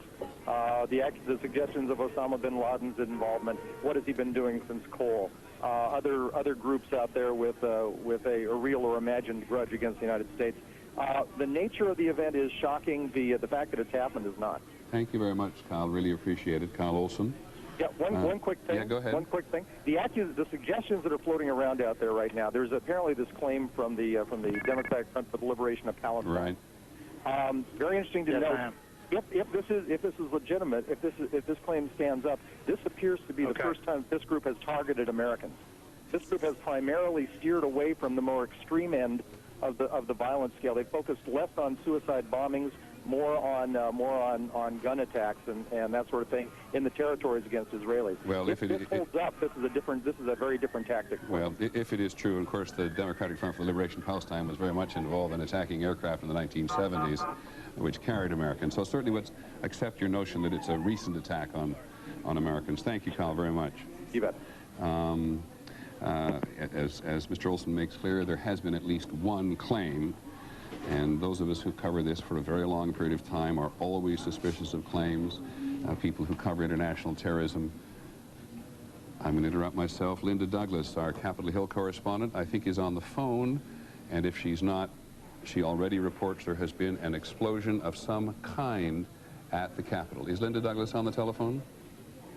Let's get her on the phone as quickly as we have. She just reported a couple of minutes ago that the leaders of the Congress, Senator Lott, Senator Daschle, the Republican and Democratic leaders in the Senate, had been taken to some undisclosed secure location. Our general assumption is that there's no panic involved in this, that somebody in the Capitol building, as someone in the White House, has a book which says that when these things happen, here, Thomas, maybe you can confirm this for me, when these things happen, there are certain modalities which you behave, and as you see the hierarchy of the American political establishment and military establishment being attacked, you want to protect the chain of command. Absolutely. The first thing they try to do is get everyone in secure positions so they can gather information and make decisions about what to do next. One of the things that law enforcement officials had been planning for is the notion of a multi-tiered attack, an attack occurring in multiple places simultaneously. Because one of the things they've talked about is that terrorists want to project more fear, as much fear as possible, and one of the ways you can do it is to have this notion that attacks are happening on multiple fronts. Yeah, well, and we've never seen anything like this before in the United States, of course, and in fact, not seen anything like this in my recollection. I've been doing this for 30-some-odd years. I don't recall any multitude of attacks. We've had we've had two suicide bombers in a short period of time in the Middle East. We had the two embassies in Africa, in Kenya and in Tanzania, the attack 2 summers ago in the United States. But the notion that that terrorists, either an organization or organizations, plural, should be able to mount a concerted effort against the United States in this way, causing in this instance so many casualties, in the instance of the trade tower certainly so many casualties, is going to astound people in the political and military and intelligence establishment. Absolutely. The notion that you could have multiple attacks like this, they had been planning for it, they had not seen it. This is an extraordinary escalation, one that they were predicting would happen, but no one would think that it would happen this quickly. Okay. John Miller? I think... let me just interrupt. I apologize again. We're now looking at a helicopter over the Pentagon. That makes perfect sense this morning. But given the fact that we're all sensitive to the presence of any aircraft, that was a helicopter that just flew across the screen. That is, and as we had at least one eyewitness said this was an attack on the Pentagon from the south. He described it quite confidently as resembling a commuter aircraft, which is to say smaller than a small private aircraft and not as large as a commercial jet. It may have been a prop jet. It may have been a jet, but it's a smaller version of the jets which so many people in so many middle-sized American cities are now accustomed to seeing. In terms of the realm of terrorism, this is going to be a real first test, literally by fire, for the Bush administration. You recall after the embassy bombings in East Africa, the Clinton administration waited about 10 days and launched a missile attack against the camps of Osama bin Laden, who they felt confident at that time they could say was responsible for it, and who's since been charged in it. In this case, I think this ratchets up. Excuse me. This is the Pentagon we're looking at now, according to my monitor. And again, it is hard to grasp what part of the building. We do not know if they're in the courtyard or outside, but you can see that a fairly considerable amount of damage has been done. We do not know whether these are offices or storage areas. The Pentagon is full of many thousands of people every day. The Secretary of Defense, Donald Rumsfeld, has been saying only yesterday and today that he wants to reduce the bloatedness, as he put it, as he alluded to it in the military and the bureaucracy. But this is the great home of the military bureaucratic establishment. John, before I come back to you, Dennis Cross is on the phone. Dennis, do you hear me? Dennis Cross, do you hear me? Yes, I can, Peter. Dennis, I understand that you were in the World Trade Center when either this or these attacks occurred. Am I correct? That's correct. It was, I guess it was slightly before 9 o'clock, and I work on the 36th floor in One World Trade Center. I work in the insurance industry. Probably hundreds of people in my industry in both of these two buildings. And what happened? As I was... Hey, Dennis, just let me stop for a second. Somebody is trying another telephone on this line. Could they please not do that while we listen to Mr. Cross? Thanks. Go ahead, Mr. Cross. Go ahead, Dennis. Essentially, I was, sort of at my desk working, general office activity, and felt an enormous... it almost felt like an earthquake. Like I could literally feel and see things in the office moving and the floor moving. Immediately after it was some sort of explosion or something, there was an enormous volume of debris and paper. It almost looked like a dirty parade. All of this material just falling down. I was looking out the south side of One World Trade, and everybody in the office was kind of screaming, kind of gathering in the middle, and I went to the window, and I immediately saw one woman who appeared to be motionless, laying on the roof of a lower building next to me. At that point, everybody started to gather their things. They were trying to evacuate people down the stairwell. And did the electricity go out in the building? The lights flickered a couple of times, and then it was weird. It was kind of like there was one sort of rush, and then shortly after that there was another one. I don't know if it was maybe the other tower or if it were elevators in the inside. Sort of just dropping to the floor. Are you aware that one of the Twin Trade Towers has now collapsed on itself? Yeah, I'm about probably 5 blocks from there on the corner of Greenwich and Mourn. And as we looked at it on the screen here, Dennis, we could see the smoke from this collapse just sweep, billow forward through the lower blocks of Manhattan. Did you have a sense of that? Completely. I was at that point. I'm a little bit northwest. Certainly north, maybe to the west side of Tower 1, and I was trying to get to Broadway. My wife works on the other side of downtown here. I'm still trying to get there, but the smoke, I couldn't see. It was a wall of smoke, and if you were in it, you couldn't see. If you were out of it, you could just see the wall of smoke. It was, how never difficult? Seen anything. I'm sorry for interrupting. How difficult was the evacuation? I'm sorry, say that again, Peter? How difficult was it to evacuate the building from at least from the 30? There were 110 stories in the building. I would say that it wasn't extremely difficult. It was just slow going down a somewhat narrow stairwell. With light. If there was any sort of people who weren't able to move quickly, then it literally slowed down or stopped everybody. I was on 36, so it wasn't too terrible. When I got down to the 15th or 12th floor or so, there was water coming in from the doors, kind of at our feet level. And then it just was a waterfall down continually down all of the stairs, probably, in some cases 3-4 inches deep. At that point, sirens and alarms were going off, and then people started to get a little frantic there. Dennis, thank you very much. Okay, I really appreciate you calling in. You're very Dennis welcome. Krause, who works or did work on the 36th floor of the World Trade Center in this particular tower, which is still standing. There's only one of the trade towers now standing, the other having collapsed on itself not long ago. all of the federal office buildings in Washington have now been evacuated. All federal buildings in Washington have now been evacuated. All aircraft in the skies over the United States have been ordered to land at the nearest airport.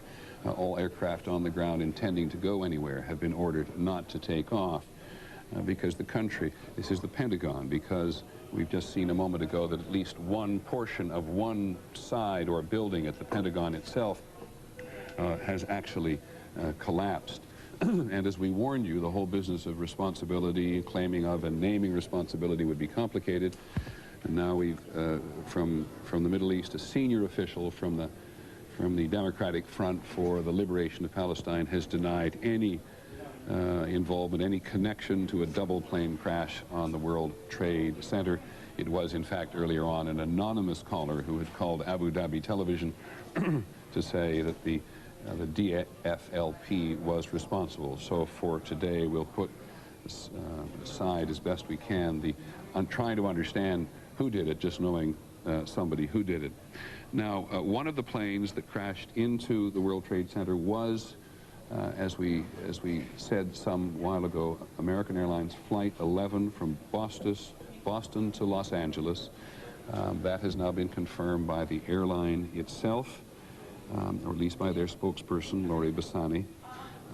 It was a Boeing 767. It would, under normal circumstances, if it were full, carry about 160 passengers, including 2 pilots, 9 or 10 crew, but we have no idea yet whether or not the plane was heavily loaded or not. Peter, big concern now from the scene that the Northwest Tower, the one remaining standing, is leaning and buckling in the northwest corner. They're moving back the mobilization areas, and they're cordoning off the area in a much wider zone now, because obviously they are now concerned about the possibility of a second collapse. I'm still desperately confused, John, about what may have caused the building to collapse.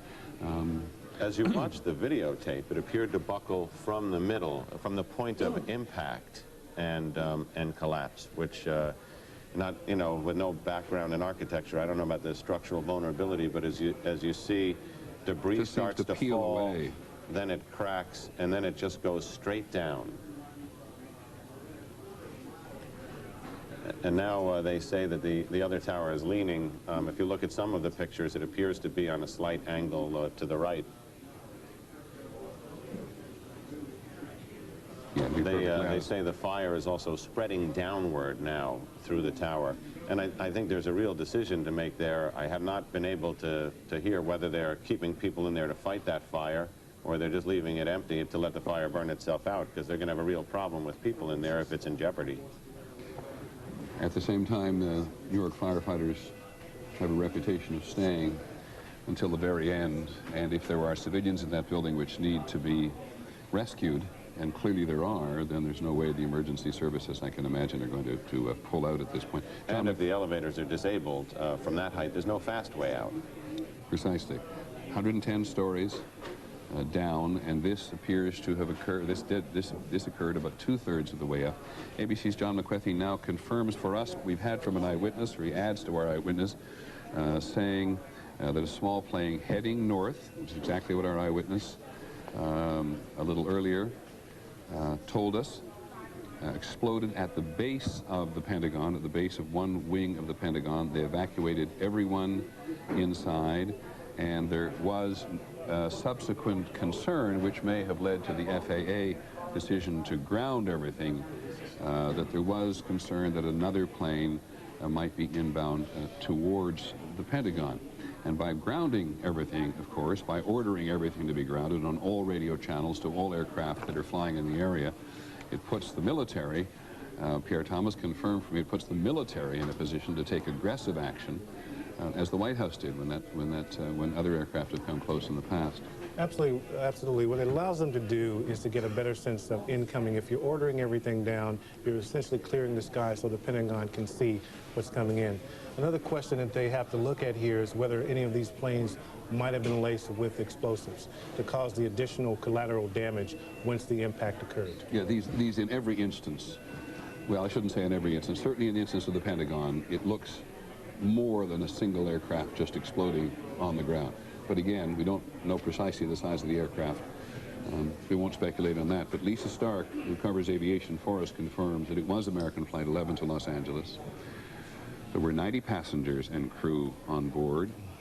And there was a second plane. Help me understand this now. So we believe that the two aircraft have flown into the trade towers. Both belonged to American Airlines. And they had both been hijacked. And there were 90 passengers and crew on the first plane and 60 passengers and crew on the second plane. That is the, if there's any doubt about that, someone please contradict me, but that is the report I am getting from our people who cover the Federal Aviation Administration and air travel in general, that there were two aircraft hijacked for this attack on the twin trade towers, now the single trade tower in New York City. And on the first, they were both flights to the West Coast from Boston. And the first one had 90 people and a crew on board, and the second had 60 passengers and crew on board. I beg your pardon. The second plane was not hijacked from Boston, but from Dulles Airport, we're being told, which of course is outside Washington, and we do not know if that was the... I'm going to make this absolutely clear because this reporting gets muggy. We've now reports of two planes from American Airlines, one from Boston, Flight 11 to Los Angeles, which we believe is one of the aircraft that went to the trade towers. We have a second plane, American Airlines Dulles to Los Angeles, with 60 passengers and crew, and that is certainly bigger than a small commuter aircraft, so it may also have been involved in the near. We'll do our best to hand that down as well. Senior law enforcement officials in Washington now tell us that a car bomb has exploded outside the State Department. That's it's a report now from the Associated Press, about to confirm it with our own people at the State Department, though everybody in Washington has been evacuated from their buildings, that a car bomb has now exploded outside the State Department. And John Miller, I see you writing quite frantically on something else. It's at the scene now at the World Trade Center. Because of the concerns of the structural stability of the remaining tower, a temporary headquarters mobilization point triage center was set up at Stuyvesant High School, which is about 2.5 blocks up and slightly across the street. Now the concern is that if the building falls, if the second building falls, that it will be falling in that direction. So they are now evacuating their own command post and triage center, and they have to find an even further zone to move that to. Something that is striking about this today is that this is indicative of, with a car bomb at the State Department, a plane crash into the Pentagon, two planes designated to crash into each tower of the World Trade Center, bringing one down.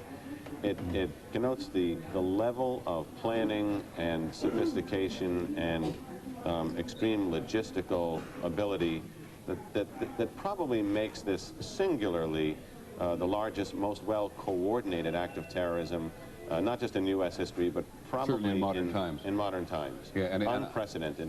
It's going to be... And every time you say that, I'm going to go immediately to Washington now, but every time you say that, I keep thinking of how we are told time and time and time again by the Pentagon and by the State Department that they know something's going on in the world today. They seem to have the problem at the North Tower, Peter. Let's look at the North Tower quickly. Seems to be coming down. Oh my God. The second tower.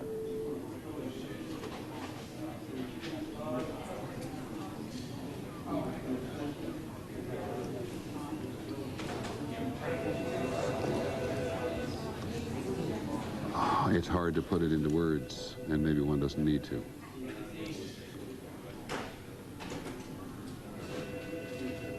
Both trade towers, where thousands of people work, on this day, Tuesday, have now been attacked and destroyed, with thousands of people either in them or in the immediate area adjacent to them.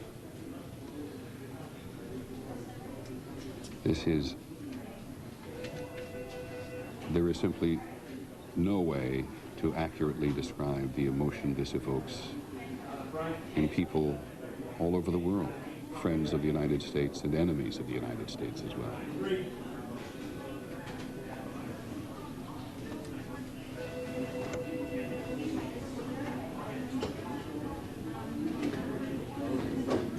Sir, very briefly, you said to us just a few minutes ago that this was their concern, that they thought after the first tower went that the second one was vulnerable. There was constant intelligence that terrorist organizations, and specifically that financed by Osama bin Laden, was trying to mount another series of attacks against the United States. Of course, they thought of the symbolic targets. The most symbolic was the World Trade Center because it had been attacked yet not brought down. And it seems that those concerns that even caused the World Trade Center to hire a senior FBI counterterrorism official just weeks ago to try and beef up security have come home to roost. It's also interesting to say that there is no type of security which would have prevented against this today. Well, that may not, I was going to say that may not all be able to be true, because security operates in waves and concentric circles out around the world. Now we've lost the picture from there, so now we have it again. Well, wherever you are in the United States or in the world today, you can, the landscape of New York City has just been changed. And one has to assume that thousands of lives have been extinguished.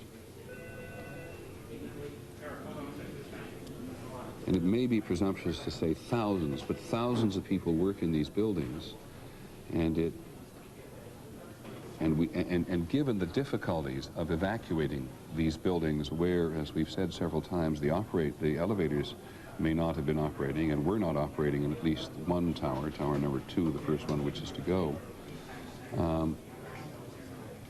That is the second attack on the southern tower, the first higher on this end of town, but both those towers have now gone. And here's a picture that doesn't exist anymore, because that's not a live picture anymore.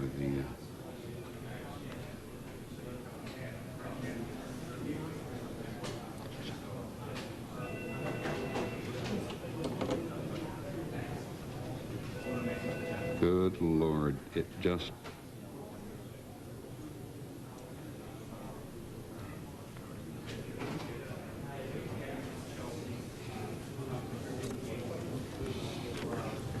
Now, can I ask where this picture is from? Do we know where this is?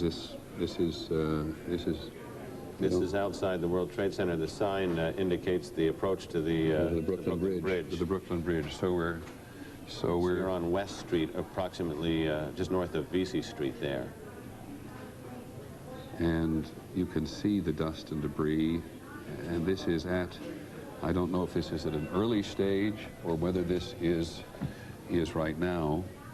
It's at an early stage, because there in the distance you can see at least one of the towers still standing as people wander, many of them dazed. And look at the cell phones in their ears. This is, in a cell phone society, and it's certainly true in the Middle East, people on their cell phones all the time, seeking and offering reassurance to their families and their friends that something has happened. In Israel, and at least those who have them in the Palestinian territories these days, there's constant traffic on the cell phones, because there is such tension in the region, and such tension here today, which is extraordinary, that people wanting everywhere to reassure or find out about what has happened to those who are near and dear to them. One thing we should update for people listening, particularly in this area, who may have been worried, there was a concern that if this building... You mean in the New York City area? Yes. There was a concern if this building fell that it would land on the center they had set up at Stuyvesant High School, where the students were still there. The reports from Stuyvesant High School now are that everybody there is okay.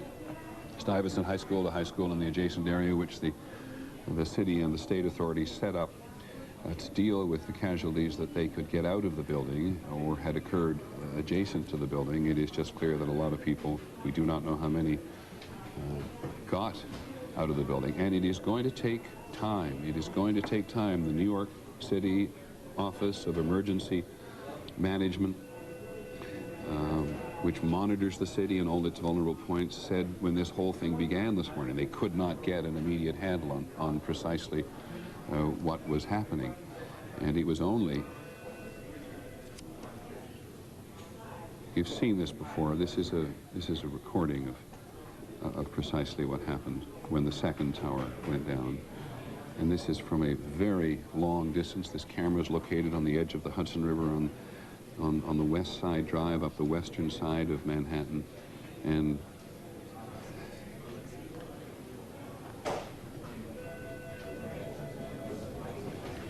I cannot say this is something that people never believed they would see in the United States, because, of course, Oklahoma City was when we all had that reaction, when Americans experienced terrorism in the heartland for the first time, believing in many cases that it all happened somewhere else.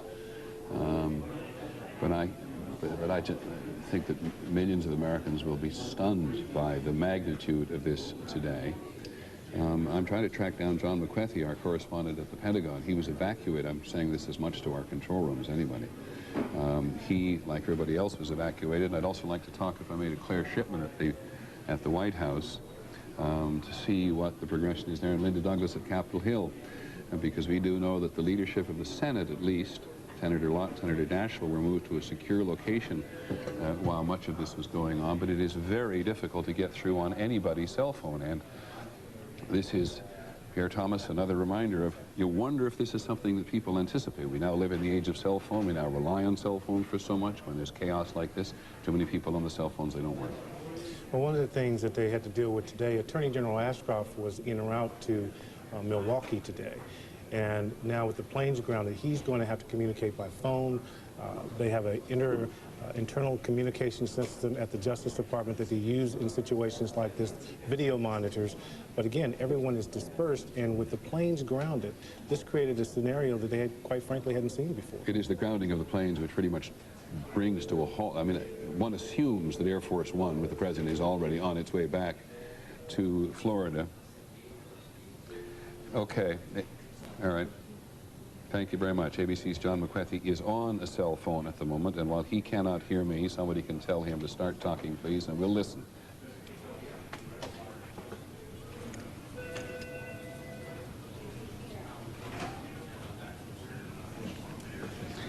Okay, we'll try that again. Anytime John McWethy begins to talk and tell us what's happening at the Pentagon, or as much as he knows what's happening at the Pentagon, we will simply let him go. But it's just very difficult to get through on cell phones. Thousands of people trying to find out where their friends and their relatives are. Thousands of reporters, news organizations, of city organizations, state organizations, federal organizations, trying to understand not only what happened today, which in some respects is secondary, but to get something done. And there's just so much agitation around. You get a report just a couple of moments ago from the security at the Capitol Police saying that they believe a hijacked plane may be bound for the Capitol. There's an intensity in the air and a fear and a trauma in the air at 20 minutes to 11 Eastern time in the United States, 20 minutes to 8 on the West Coast, or in the western part of the United States. The day has just beginning, and all of this has happened in just under an hour.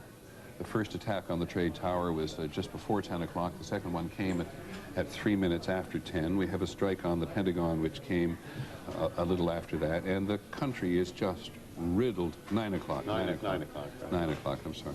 The country's just overrun, as it's inevitable it would be with rumors. I'm curious, John, in terms of the emergency operation that you monitor, are they in a sense of panic? Are they or just in a sense of chaos? In a sense of chaos. There was a brief sense of panic, which is understandable when the first tower collapsed.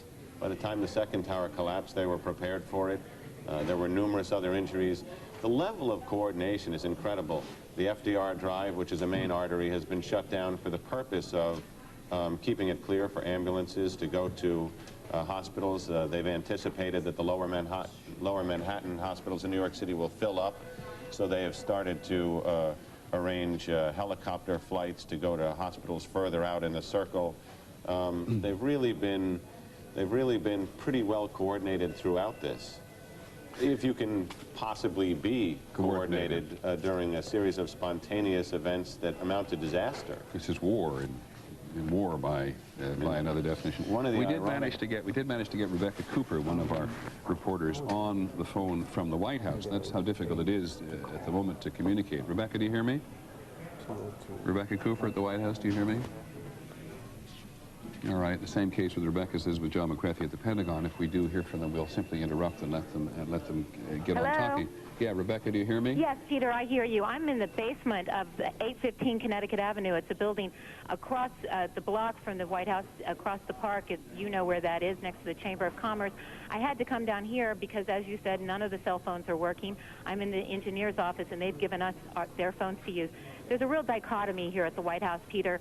Tourists who still are not fully aware of what's happening across the nation are standing there watching with curiosity. They keep getting moved back, but those of us who are inside the White House realize the severity of the situation. I was inside the White House this morning trying to gather information for you when we were told by a very nervous White House security staff that they feared a plane was headed to the White House, and we heard planes indeed overhead, and they quickly evacuated all of us out of the White House. Now, I just got off the phone with my own crying mother who was very worried about where I was, and I will tell other mothers and fathers of people who work at the White House and reporters who work at the White House that most of the White House has been evacuated. In fact, in the building where I am now, people have cordoned up other offices to try and coordinate the federal response to this. There are actually phone calls being placed to the legal counsel of the FAA from this building because they don't have cell phone connections. They are out of their offices. They are doing a good job of coordinating the federal response from here, but they are having to take all kinds of emergency measures to coordinate this response. But even the White House chef, who just days ago was preparing a lovely state dinner for President Fox of Mexico, I saw him and I tried to speak to him, and frankly, Peter, he was too rattled. He said he couldn't speak, and he was with his staff, and they were all very anxious and very worried because, of course, they did know what's going on in the country today. Many thanks, Rebecca Cooper. And if you just see that picture that was going by as Rebecca was talking, you get a real sense of what the urgency was in the White House. First of all, the White House police came walking out, and then people began to run out of the White House. In and of itself, astonishingly astonishing, because we live with the notion that if there is any place in the United States which is fiercely protected, including an anti-aircraft battery, at least one on the roof of the White House itself, this is the place where the President and the Vice President, of course, are to be secure. Claire Shipman is on the phone from the White House. Claire, we are now looking at what appear to be fairly relaxed security officers on the roof of the White House, looking at in the distance as they always do, talking occasionally to each other. There doesn't seem to be a high level of tension there. What's it like on the ground? Well, there's considerable tension on the ground, Peter. We are actually looking at a similar picture because we're across the street from the White House now in the Hay Adams Hotel. The entire area around the White House has been completely... Beautifully flawless skin you've always wanted. New Wonder Finish Foundation by Maybelline, New York.